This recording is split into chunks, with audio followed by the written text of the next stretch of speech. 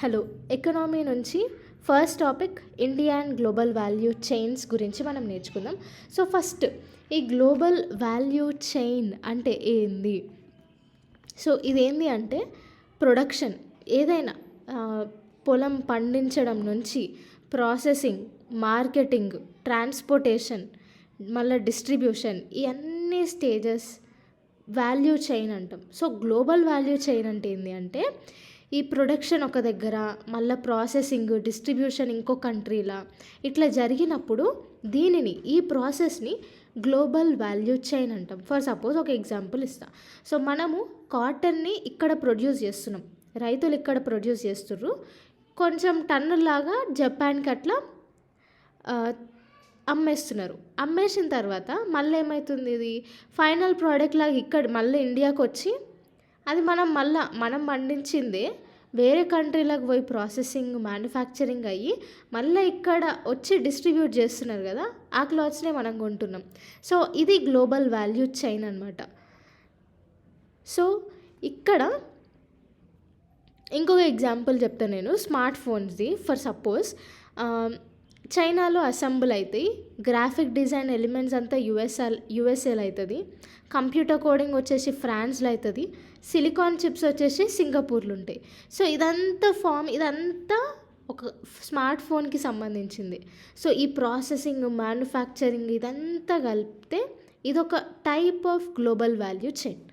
For suppose Apple supply chain చూడండి, design development USA చేస్తుంది, దీనికి ఉన్న సోర్సింగ్ మెటల్స్ అవి ఇవి ఏవైతే ఉంటాయో అవన్నీ యుఎస్ఏ, చైనా, ఏషియా, యూరోప్ నుంచి వస్తాయి. మ్యానుఫ్యాక్చరింగ్ వచ్చేసి చైనాలో ఉంది, వేర్ హౌసింగ్ వచ్చేసి మళ్ళీ యుఎస్ఏ, డిస్ట్రిబ్యూషన్ వచ్చేసి యుఎస్ఏ నుంచి మొత్తం గ్లోబల్ వరల్డ్ వైడ్లా ఈ డిస్ట్రిబ్యూషన్ ఉంటుంది. సో ఇది యాపిల్ ఫోన్ది సప్లై చైన్. ఓకే, ఇప్పుడు కొంచెం క్లియర్ కట్ ఐడియా వచ్చింది కదా గ్లోబల్ వాల్యూ చైన్స్ అంటే ఏందో. సో ఇది న్యూస్లో ఎందుకుందంటే నీతి ఆయోగ్ ఈ గ్లోబల్ వాల్యూ చైన్స్ని ఇండియా బూస్ట్ చేయాలి, ఇవి గ్లోబల్ వాల్యూ చైన్స్ని మనం పెంచగలిగితే ఆటోమేటిక్గా ఎక్స్పోర్ట్స్, సప్లై అనేది బూస్ట్ అవుతుంది అనేసి నీతి ఆయోగ్ రికమెండ్ చేస్తుంది. సో ఈ ఓఈసిడి రిపోర్ట్ ప్రకారం వరల్డ్ వైడ్లో 70% ట్రేడ్ మొత్తం ఈ గ్లోబల్ వాల్యూ చైన్స్ వల్లనే అవుతుంది. సో ఇది మన ఇండియా పట్టుకొని దీన్ని వైపుగా డెవలప్మెంట్ చేస్తే ఆటోమేటిక్గా మనం ఎకనామిక్గా కూడా డెవలప్ అవుతాము అనేసి నీతి ఆయోగ్ సిఈఓ హైలైట్ చేసి చెప్తాడు. సో ఈ గ్లోబల్ వాల్యూ చైన్స్ జనరల్గా రెండు రకాలు, ఒకటి బ్యాక్వర్డ్ లింకేజెస్, ఇంకొకటి ఫార్వర్డ్ లింకేజెస్. బ్యాక్వర్డ్ లింకేజెస్ అంటే ఒక కంట్రీ ఇన్పుట్స్, మామూలుగా ఇప్పుడు మనం కాటన్ ప్రొడక్షన్ ఎగ్జాంపుల్ లాగా తీసుకుందాం, మనం పత్తి ఇక్కడ పండిస్తాం, జపాన్కి ఎక్స్పోర్ట్ చేస్తున్నాం. సో మన దగ్గర ఇన్పుట్స్ పండించి వేరే కంట్రీకి ఎక్స్పోర్ట్ చేస్తున్నాం కదా, దీన్ని బ్యాక్వర్డ్ లింకేజెస్ అంటాం. ఓకే, నెక్స్ట్ ఫార్వర్డ్ లింకేజెస్ చూసుకో. ఫార్వర్డ్ లింకేజెస్ ఏంటి అంటే ఆల్రెడీ మ్యానుఫ్యాక్చర్ చేసిన ప్రోడక్ట్స్ కానీ, ఇంటర్మీడియరీ గూడ్స్ కానీ బయట కంట్రీస్ నుంచి మన దగ్గరకు వచ్చి ఇక్కడ మనము చేస్తే, మ్యానుఫ్యాక్చరింగ్, ప్రొడక్షన్ చేస్తే దానిని ఫార్వర్డ్ లింకేజెస్ అంటారు. Okay, backward linkages, forward linkages, ఇది ఐడియా ఉంది కదా. సో దీని బెస్ట్ ఎగ్జాంపుల్ వచ్చేసి మన ఇండియానే. సో ఇది బ్యాక్వర్డ్ లింకేజెస్, మనము ఇన్పుట్స్ వేరే కంట్రీస్కి ఇస్తే దాన్ని బ్యాక్వర్డ్ లింకేజెస్ అంటారు. బయట కంట్రీ ఇన్పుట్స్ అన్నీ మనం తీసుకొని మనం ప్రొడక్షన్ చేస్తే దాన్ని ఫార్వర్డ్ లింకేజెస్ అంటాం. ఓకే, నెక్స్ట్ ఈ గ్లోబల్ వాల్యూ చైన్స్ యొక్క ఇంపార్టెన్స్ ఏంటి అంటే, సో ఇప్పుడు గ్లోబల్ వాల్యూ చైన్స్ పెరగడం వల్ల మనము ఒకవేళ దీనిపైన ఎక్కువ ఫోకస్ చేయగలిగితే ఇండియాలో ప్రొడక్టివిటీ పెరుగుతుంది, ఎంప్లాయ్మెంట్ ఆటోమేటిక్గా పెరుగుతుంది, ఎంప్లాయ్మెంట్ పెరిగితే పావర్టీ కూడా తక్కువ అవుతుంది. ఇంకొకటి బంగ్లాదేశ్ ఈ గ్లోబల్ వాల్యూ చైన్స్ పైన ఎక్కువ ఫోకస్ చేసింది. ఈ ఫోకస్ చేయడం వల్ల ఏమైంది అంటే బంగ్లాదేశ్లో ఎంప్లాయ్మెంట్ అనేది ఆటోమేటిక్గా పెరిగిపోయింది. సో ఇప్పుడు మనము ఆల్మోస్ట్ వాడుతున్న జీన్సెస్ కానీ ఈ బంగ్లాదేశ్ నుంచే మనం తీసుకొని వస్తున్నాం. ఎందుకు అంటే ఇది బంగ్లాదేశ్ ఈ గ్లోబల్ వాల్యూ చైన్స్ పైన ఎక్కువ ఫోకస్ చేసి వరల్డ్ వైడ్లా దాని ఫ్యాబ్రిక్స్ని డిస్ట్రిబ్యూట్ చేస్తుంది. సో ఇది బంగ్లాదేశ్ చేసిన ఇంపార్టెంట్ స్టెప్, అది మనం కూడా ఫాలో కావాలి. సో అట్లా అక్కడ ఎంప్లాయ్మెంట్ అనేది పెరిగిపోయింది బంగ్లాదేశ్లో. సో అట్లనే మనం కూడా ఈ గ్లోబల్ వాల్యూ చైన్స్ పైన ఫోకస్ చేస్తే ఇక్కడున్న ఎంప్లాయ్మెంట్ పెరుగుతుంది, పావర్టీ తగ్గుతుంది, ప్రొడక్టివిటీ పెరుగుతుంది, స్పెషలైజేషన్ కూడా పెరుగుతుంది. ఎందుకంటే మనం గ్లోబల్ లెవెల్లో టైఅప్ అవుతాం కాబట్టి మనకి ఆటోమేటిక్గా దానికి అవసరమైన స్పెషలైజేషన్స్ కానీ స్కిల్స్ కానీ ఆటోమేటిక్గా మనం నేర్చుకుంటాం. ఎందుకంటే అది అవసరం పడుతుంది కాబట్టి, లేకపోతే వాళ్ళే ట్రైనింగ్ ఇచ్చి మనకు నేర్పిస్తారు. సో ఇట్లాంటి మంచి పనులు ఈ గ్లోబల్ వాల్యూ చైన్స్తోని టైఅప్ అయితే అవుతుంది. Okay, next India's participation in GVCs global value chains. So ఏంది అంటే ఫస్ట్ థింగ్ వచ్చేసి 2022 వరకు ఓన్లీ 40.3% మాత్రమే పార్టిసిపేట్ చేసినాం. చాలా తక్కువ పార్టిసిపేషన్ అనమాట. US, China, Japan, south Korea, Malaysia లాంటి కంట్రీస్తోని కంపేర్ చేస్తే మనది చాలా తక్కువ పార్టిసిపేట్ అవుతున్నాం దీంట్లో. అండ్ ఇంకొకటి ఏంటి అంటే మన ఎక్స్పోర్ట్స్ నెట్వర్క్ ఓన్లీ 10% ఉంది. ఓకే, మనది ఎంత పెద్ద కంట్రీ, ఎకనామిక్ పరంగా ఎంత ఇంపాక్ట్ చేస్తాం వరల్డ్ వైడ్లో, కానీ మనకి ఈ నెట్వర్క్ ఎక్స్పోర్ట్ నెట్వర్క్ అనేది చాలా తక్కువ ఉంది. ఆల్మోస్ట్ 10% వరకే ఉంది మనది. సో ఇవి కొంచెం ఇల్ ఎఫెక్ట్స్. తర్వాత అసలు ఇండియా ఈ జీవీసీ ఇంటిగ్రేషన్లో వీక్గా ఎందుకు ఉంది అంటే ఫస్ట్ థింగ్ మనకి ట్రేడ్ ఇన్ఫ్రాస్ట్రక్చర్ సరిగ్గా లేదు, మనకి రోడ్, రైల్వే నెట్వర్క్ ఇన్ఫ్రాస్ట్రక్చర్స్ సరిగ్గా లేవు, రీజియన్ టు రీజియన్ కనెక్టివిటీ సరిగ్గా లేదు. సో దీనివల్ల మనము గ్లోబల్ వాల్యూ చైన్స్తోని అంత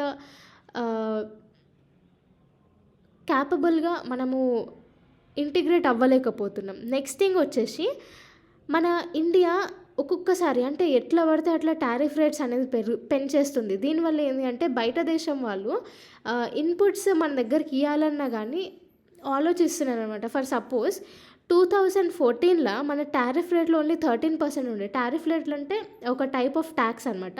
ఓకే, సో టారిఫ్ రేట్లు ఓన్లీ 13% ఉండే, అది 22కి వచ్చే వరకు 18.1% వరకు అమాంతం పెంచేసింది. సో ఇట్లా పెంచడం వల్ల ఏమైందంటే ఇండియా అంటేనే వద్దులే, ఇండియాలో వద్దు, టారిఫ్ రేట్లు ఎక్కువ ఉన్నాయి అనేసి అసలు అది కాంపిటీషన్ లేకుండా పోయింది మన ఇండియా. సో ఇట్లాంటి ఎట్లా పడితే అట్లా ట్రేడ్ టారిఫ్ పాలసీస్ చేంజ్ చేయడం వల్ల మన ఇండియా కాంపిటేటివ్ ఫీల్డ్లో నెగ్గలేకపోతుంది. ఇది ఒక ఇంపార్టెంట్ ఫ్యాక్టర్. మళ్ళీ ఇంకొకటి ఏంటి అంటే